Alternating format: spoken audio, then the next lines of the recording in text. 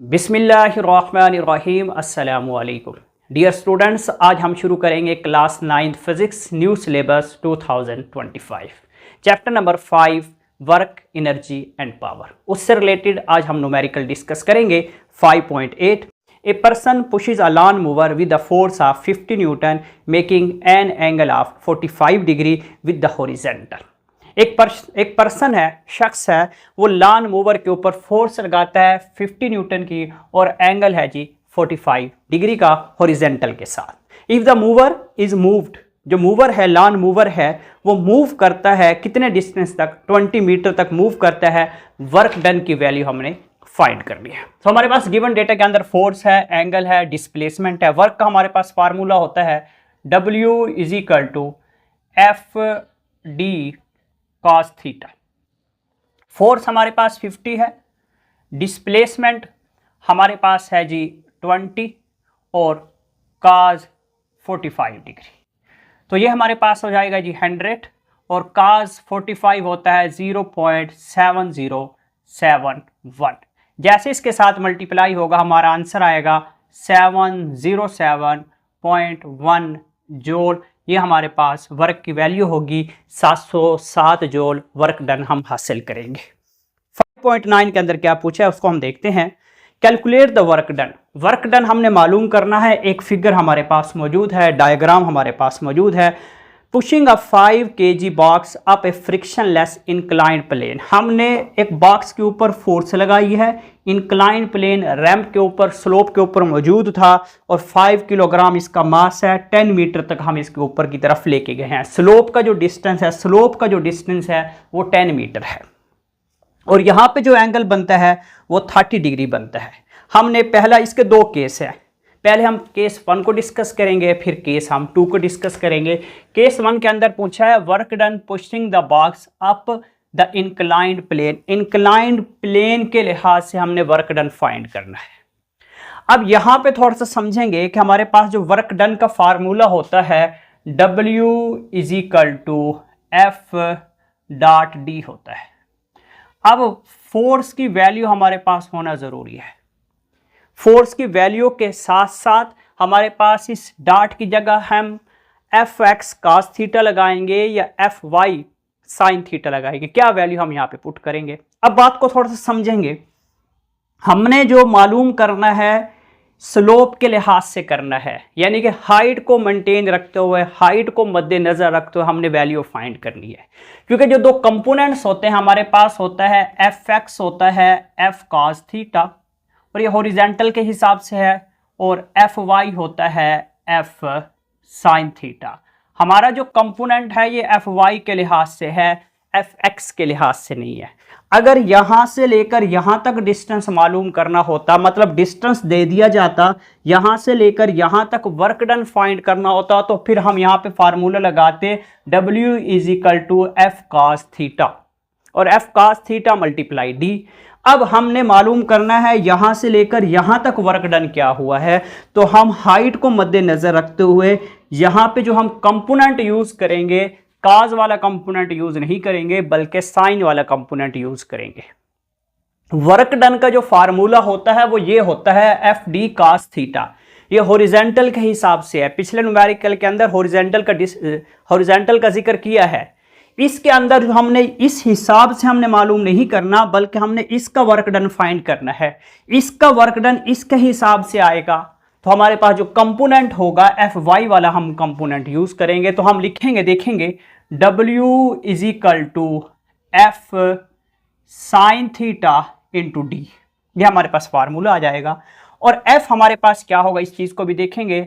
F is equal to W is equal to क्या आ जाएगा जी mg। फोर्स हमारे पास नहीं है, मास है और ग्रेविटेशनल g है, तो हमारे पास फार्मूला आ जाएगा W is equal to mg। d भी हम साथ लिख लेते हैं, साइन थीटा को बाहर लिख लेते हैं। ये हमारे पास प्रॉपर फार्मूला आ गया। कास थीटा यहाँ पुट नहीं करेंगे, ये जहन में रखेंगे। कास थीटा पुट करेंगे तो हमारा आंसर गलत हो जाएगा। हमने हॉरिजॉन्टल के हिसाब से नहीं चलना बल्कि हमने वर्टिकल के हिसाब से चलना है। तो हमारे पास आ जाएगा W is equal to mass की वैल्यू 5 है, G की वैल्यू 10 है, डिस्टेंस या डिस्प्लेसमेंट हमारे पास है जी 10 और साइन 30 डिग्री। जैसे हम वैल्यूज़ पुट करेंगे 5 इंटू 10 इंटू 10, ये हमारे पास आ जाता है 0.5 का साइन 30 0.5 की इक्वल है। हम इन तमाम को आपस में मल्टीप्लाई करेंगे तो हमारे पास जो वर्क डन की वैल्यू आएगी 250 जूल हम वर्क डन हासिल करेंगे अगर ऑब्जेक्ट को यहाँ से चलाते हुए इंक्लाइंड प्लेन पे यहाँ तक लेके जाएं तो हमारे पास वर्क डन की वैल्यू ये होगी। मैं दोबारा रिपीट कर रहा हूँ कि अगर आपका वर्क यहाँ से लेकर यहाँ तक पूछा जाता तो आप यहाँ पे एफ कॉस थीटा लगाते। अब स्लोप के लिहाज से पूछा गया है तो हम वर्टिकली कंपोनेंट यूज करेंगे, एफ साइन थीटा यहाँ पे यूज करेंगे। अब दूसरा इसका केस क्या है, work done lifting the box vertically. अब हमने वर्क डन मालूम करना है बॉक्स स्लोप के लिहाज से नहीं बल्कि स्ट्रेट ऊपर की तरफ, इस डायरेक्शन में ऊपर की तरफ मूव करके गया है, तो हाइट के लिहाज से इसकी वैल्यू क्या होगी वो देखेंगे। अब फार्मूला हमारे पास होगा जी W is equal to mgh। अब बात को समझेंगे, मास भी है, g भी है, h हमारे पास नहीं है। यहाँ पे एंगल को देखते हैं h की वैल्यू क्या होगी, उसको हम पहले h फाइंड करेंगे, यहाँ पे पुट करेंगे, वर्क डन हमारे पास आ जाएगा। तो हमारे पास देखेंगे फार्मूला देखेंगे साइन थीटा किस चीज की इक्वल होता है, sine 30 degree is equal to perpendicular dividing by hypotenuse. Sine अगर ट्रिग्नोमेट्रिक रेशियोज के लिहाज से देखें तो साइन हमारे पास होता है परपेंडिकुलर डिवाइडिंग बाई हाइपोटेन्यूज अमूद बटा वतर साइन 30 डिग्री। अमूद हमारे पास h है और हाइपोटेन्यूज हमारे पास 10 है, h हम फाइंड कर रहे हैं यहाँ पे।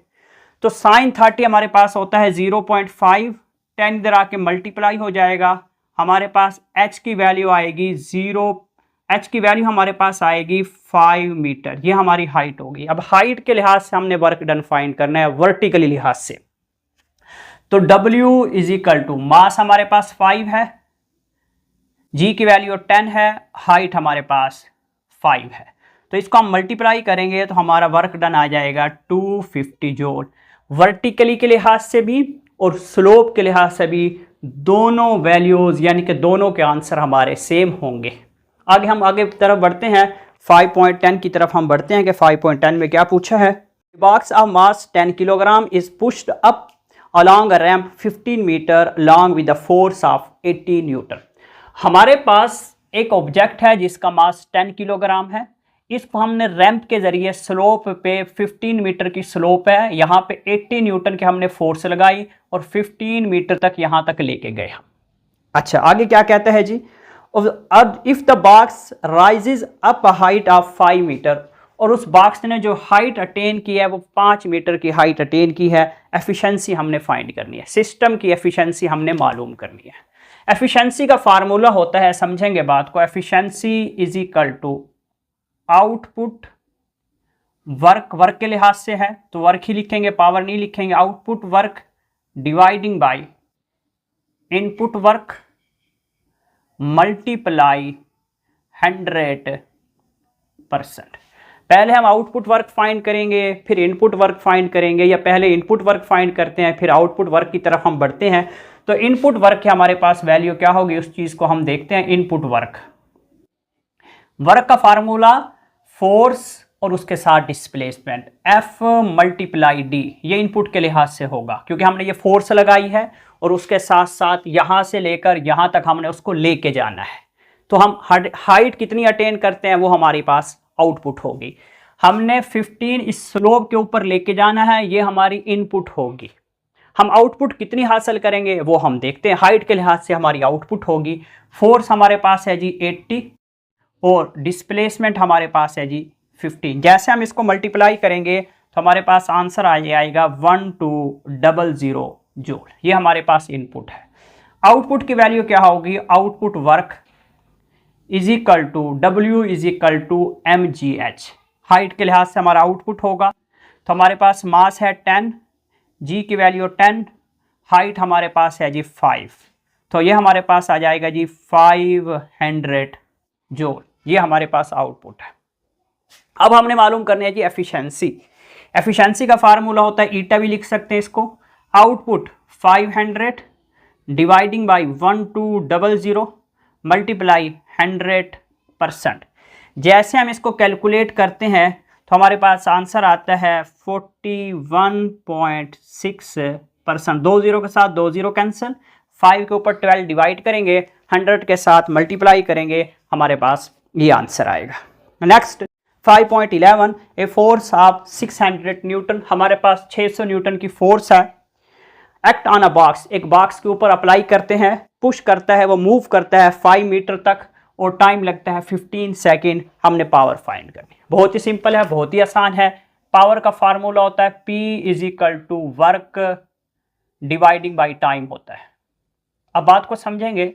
वर्क हमारे पास होता है W is equal to FD dividing by T। हमारे पास फोर्स भी है और डिस्प्लेसमेंट भी है और टाइम भी है। फोर्स हमारे पास 600 है, डिस्प्लेसमेंट हमारे पास 5 है और इसके ऊपर जो टाइम लगता है वो लगता है जी 15। तो हम जैसे इसको कैलकुलेट करते हैं तो हमारे पास जो आंसर आएगा पावर का, power is equal to 200 joule. ये 605 के साथ मल्टीप्लाई होगा और 15 को हम डिवाइड करेंगे तो हमारे पास 200 वाट। पावर को जो यूनिट होता है वो वाट होता है, वर्क का जूल होता है।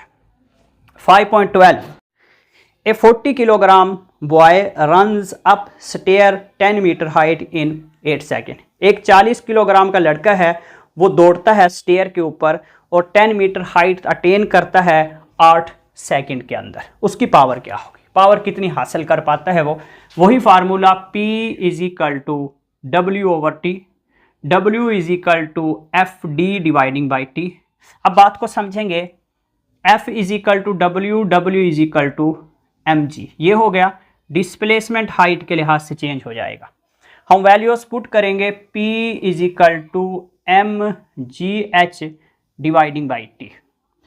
P is equal to mass हमारे पास है जी 40 है, G की वैल्यू हमारे पास 10 है, हाइट हमारे पास है जी 10 और टाइम हमारे पास लगता है जी 8। जैसे हम इसको कैलकुलेट करते हैं, कैलकुलेशन करने के बाद 40 मल्टीप्लाई 10 डिवाइडिंग बाई 8 तो हमारे पास आंसर आएगा 500 वाट। ये पावर उसके अंदर डेवलप होगी।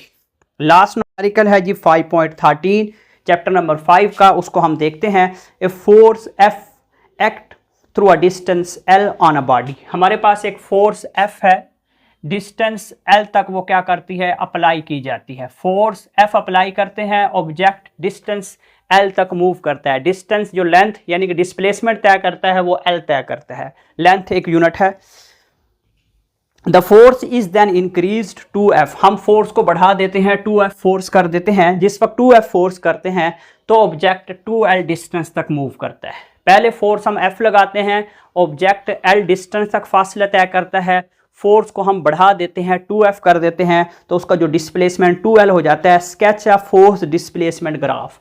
फोर्स डिस्प्लेसमेंट ग्राफ हमने स्केच कर दिया है। And the calculate the total work done, और टोटल वर्क डन हमने मालूम करना है। ये हमारा न्यूमेरिकल है 5.13 लास्ट न्यूमेरिकल चैप्टर नंबर 5 का। अब वर्क डन की तरफ हम बढ़ते हैं। अब इसके अंदर 2 वर्क डन होते हैं। इसको हम लिख सकते हैं W is equal to W1 plus W2। अब W1 F multiply L plus 2F multiply 2L, मतलब force multiply displacement, force multiply displacement. इस तरीके से हम वर्क डन फाइंड करेंगे। अब हमारे पास आ जाता है, ये आ जाता है जी FL प्लस 4FL। जैसे दोनों को हम जमा करेंगे तो हमारे पास आंसर आ जाएगा 5FL। ये हमारे पास वर्क डन की वैल्यू होगी। इसको हम यूनिट्स लिख सकते हैं क्योंकि कोई प्रॉपर यूनिट नहीं दिया गया, मीटर में नहीं दिया गया, सेंटीमीटर में, जूल वगैरह कुछ हम नहीं लिखेंगे, बल्कि हम यहाँ पे लिख देंगे यूनिट्स। कोई ना कोई यूनिट्स को रिप्रेजेंट कर रहा होगा, ये जूल को ही रिप्रेजेंट करेगा क्योंकि वर्क है। ये हमारा लास्ट न्यूमेरिकल था। मैं उम्मीद करता हूँ आप लोगों को लेक्चर और ये न्यूमेरिकल अच्छी तरह से समझ आए होंगे। नेक्स्ट लेक्चर के अंदर मिलते हैं इंशाल्लाह। अपना ख्याल रखिएगा। अल्लाह हाफिज़।